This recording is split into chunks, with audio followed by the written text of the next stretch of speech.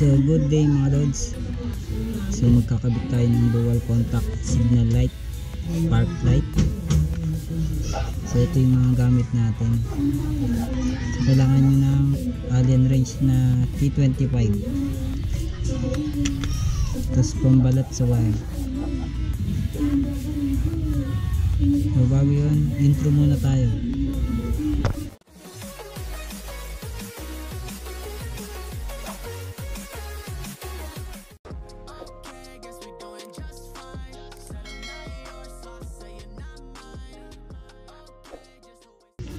So dito pala natin ikakabit yung dual contact park light signal light sa Aerox B2.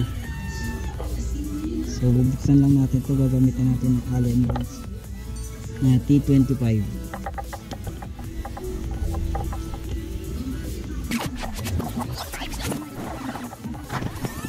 So iangat nyo lang to, so ganun lang para matanggal.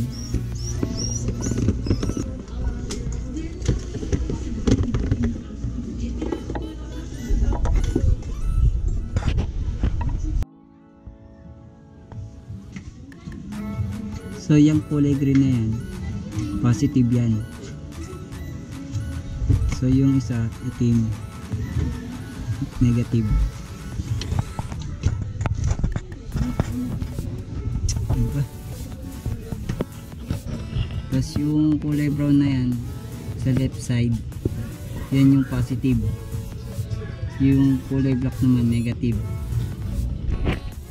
So dyan natin nalagay yung dual contact. So itong clip na to, i-clip natin dito kabilaan. Tapos ito ilalagay natin sa flasher relay sa stock. So kabit na natin. So itong wire na to, i-clip natin to.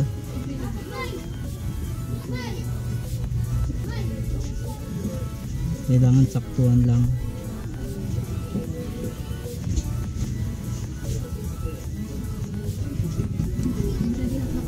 So yan, itong isa dito.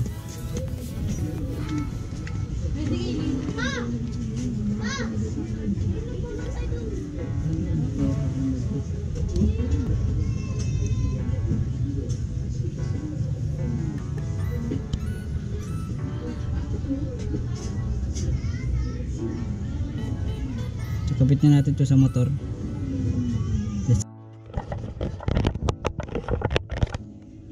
So ito nga pala yung flasher relay natin na stock. So hilahin nyo lang to. Yan.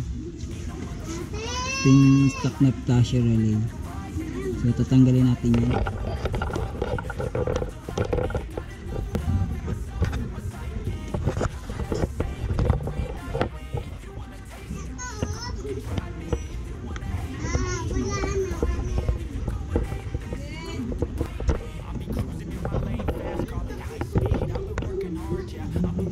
Itong wire na to, isisingit nyo dito sa letter B, dito sa right side.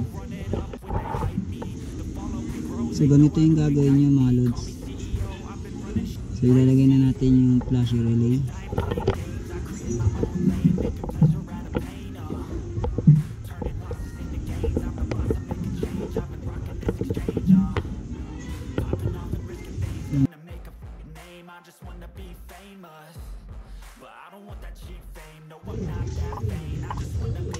So yun guys, andito na sa baba yung LED natin. So itong may wire na to, so ilalagay nyo to sa positive, tatapat nyo sa kulay green yung positive. So kabit natin. So ito na guys yung LED natin, nakabit na natin sa socket. Yan.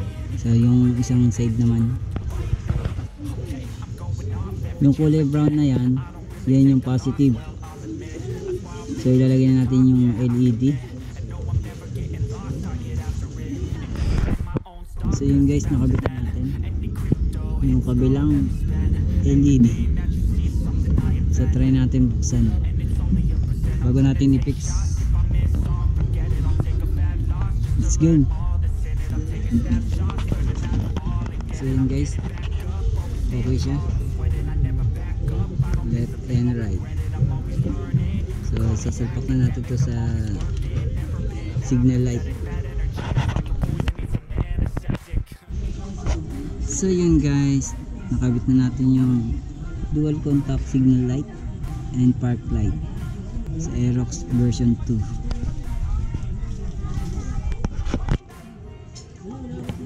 So yun guys, so nakabit na natin yung flasher relay na stock. Ayun na rin yung clip kung napapansin nyo. Ganyan lang po mga lods. So thank you sa panonood. Follow naman. Please subscribe to my YouTube channel. Thank you.